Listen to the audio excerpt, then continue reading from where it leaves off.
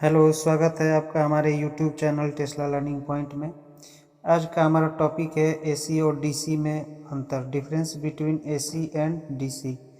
ये जो एसी और डीसी का क्वेश्चन है वो एग्ज़ाम और इंटरव्यू के दृष्टि से बहुत ही इम्पोर्टेंट है।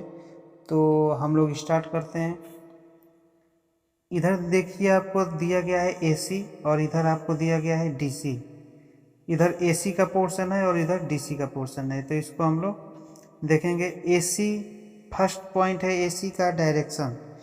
एसी का डायरेक्शन, जो एसी का डायरेक्शन होता है वो क्या होता है, प्रत्येक साइकिल में एक निश्चित समय क्रम के लिए निरंतर परिवर्तित होता रहता है। जबकि डीसी में जो डायरेक्शन होता है वो क्या होता है, एक ही दिशा में प्रवाहित होता है। यानी डीसी में कंटिन्यूअस एक ही डायरेक्शन में क्या होता है, परिवर्तित होता रहता है। जबकि एसी में क्या होता है, प्रत्येक क्षण क्या होता है, वो साइकिल उसकी चेंज होती रहती है। नेक्स्ट जो पॉइंट है वो है फ्रीक्वेंसी, यानी आवृत्ति। आवृत्ति एसी में क्या होता है और डीसी में क्या होता है। तो जो एसी की आवृत्ति होती है वो क्या होती है, 50 हर्ट्ज। एसी की आवृत्ति क्या होती है, 50 हर्ट्ज। जबकि डीसी की जो आवृत्ति होती है वो कितना होती है, 0। डीसी की आवृत्ति 0 होती है। नेक्स्ट जो पॉइंट है डिफरेंस का वो है फेज एंड न्यूट्रल।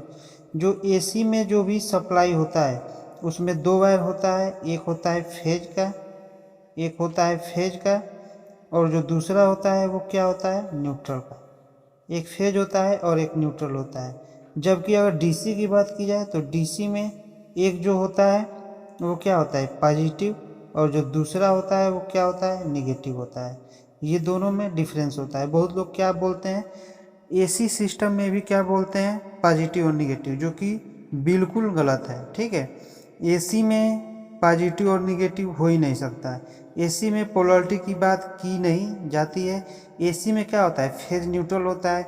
ये सिंगल फेज सिस्टम के लिए। अगर आप थ्री फेज सिस्टम में जाते हैं तो थ्री फेज सिस्टम में फेज जो होता है वो 3 सीक्वेंस में बदल जाता है।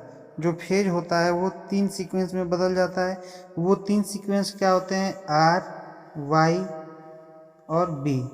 ये फेज क्या होता है, 3 में बढ़ जाता है, आर वाई बी में। आर वाई बी ये तीनों क्या होते हैं, फेज होते हैं, और 3 फेज में चेंज होता है, रेड, येलो और ब्लू। ठीक। जबकि डीसी में हमेशा क्या होगा, पॉजिटिव होगा और एक निगेटिव होगा। जो पॉजिटिव होगा उसको हम लोग क्या करते हैं, जो डीसी में पॉजिटिव होगा वो रेड होगा। डीसी में पॉजिटिव रेड वायर के थ्रू प्रदर्शित करते हैं, और जो न्यूट्रल वायर होता है उसको हम क्या करते हैं, ब्लैक वायर के थ्रू प्रदर्शित करते हैं। नेक्स्ट जो डिफरेंस है वो दिया है ट्रांसफार्मर। ट्रांसफार्मर का मतलब यहाँ से क्या है, यानी अगर जो भी एसी सिस्टम है, अगर उसका ट्रांसमिशन करना है, ठीक है, या उसको कहीं भेजना है, तो एसी वोल्टेज को ट्रांसफार्मर के द्वारा निम्न वोल्टेज को उच्च वोल्टेज में तथा उच्च वोल्टेज को निम्न वोल्टेज में समान फ्रीक्वेंसी पे परिवर्तित किया जा सकता है ट्रांसफार्मर के द्वारा। यानी एसी को सेम फ्रीक्वेंसी पे ट्रांसफार्मर के द्वारा हाई वोल्टेज से लो वोल्टेज और लो वोल्टेज को हाई वोल्टेज में हम लोग क्या करते हैं, कन्वर्ट कर सकते हैं। जबकि डीसी में क्या होता है, डीसी में ट्रांसफार्मर काम नहीं करता है। डीसी में हमारा ट्रांसफार्मर काम नहीं करता है, और एसी में ट्रांसफार्मर क्या करता है, वर्क करता है। ठीक है। नेक्स्ट जो पॉइंट है वो है ट्रांसमिशन एंड डिस्ट्रीब्यूशन का। यानी एसी सिस्टम में अगर ट्रांसमिशन और डिस्ट्रीब्यूशन करना हो तो वहाँ पे हम ट्रांसफार्मर लगा के उसका आसानी से ट्रांसमिशन और डिस्ट्रीब्यूशन कर सकते हैं। जबकि अगर डीसी में वही ट्रांसमिशन डिस्ट्रीब्यूशन करना हो तो यह बहुत ही कॉस्टली हो जाता है। डीसी में ट्रांसमिशन और डिस्ट्रीब्यूशन करना है कॉस्टली होने की वजह से ही डीसी का ट्रांसमिशन और डिस्ट्रीब्यूशन नहीं होता है। कॉस्टली क्यों होता है, कॉस्टली इसलिए होता है कि इसमें बहुत सारे उपकरण लगा करके इस डीसी का ट्रांसमिशन किया जाएगा। अगर बहुत सारे उपकरण लगेंगे तो उसका कॉस्ट क्या होगा, इंक्रीज होगा। और एसी में क्या है, एसी में कोई उपकरण नहीं लगाना है, आपको सिर्फ एक ट्रांसफार्मर लगाना है। ट्रांसफार्मर से आप सप्लाई को स्टेप अप और स्टेप डाउन करके ट्रांसमिशन और डिस्ट्रीब्यूशन आसानी से कर सकते हैं। नेक्स्ट जो पॉइंट है वो क्या है, स्टोरेज का। एसी में स्टोरेज और डीसी में स्टोरेज। तो देखिए एसी में जो स्टोरेज है, एसी में स्टोरेज हम क्या कर सकते हैं, नहीं कर सकते। एसी को स्टोरेज सेल में एकत्र नहीं किया जा सकता। अब क्यों नहीं किया जा सकता है, ये क्वेश्चन है। डीसी को हम लोग क्या कर सकते हैं, डीसी को स्टोरेज सेल में आसानी से स्टोर कर सकते हैं, जबकि एसी को स्टोरेज सेल में हम लोग स्टोर नहीं कर सकते। क्यों? इसका आंसर आप कमेंट बॉक्स में हमें ज़रूर कमेंट कीजिएगा, ठीक है। कमेंट बॉक्स में इसका आंसर आपको खुद करना है कि एसी को स्टोरेज सेल में क्यों नहीं स्टोर कर सकते और डीसी को क्यों स्टोर किया जा सकता है। इसका आंसर आपको खुद कमेंट बॉक्स में देना है। नेक्स्ट जो है वो पावर है। नेक्स्ट क्या है, पावर। एसी सर्किट में जो पावर होता है वो क्या होता है, वी आई कास थीटा।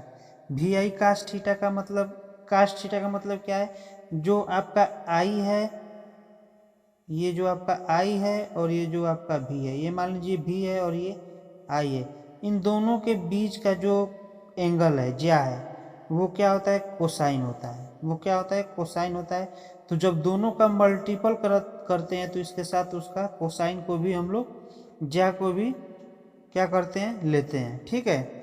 उसके कोसाइन को लेते हैं, तो इसलिए जो एसी सिस्टम में पावर होता है वो वी आई कास फाई हो जाता है। और डीसी में क्या होता है, डीसी में एंगल होता ही नहीं।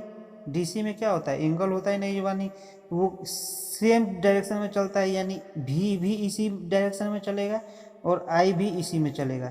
जब वी आई दोनों एक ही में चलेगा तो इसमें क्या होगा, कोई एंगल नहीं बनेगा। तो इसलिए यहाँ पे पावर क्या होता है, सिर्फ वी और आई होता है, ठीक है।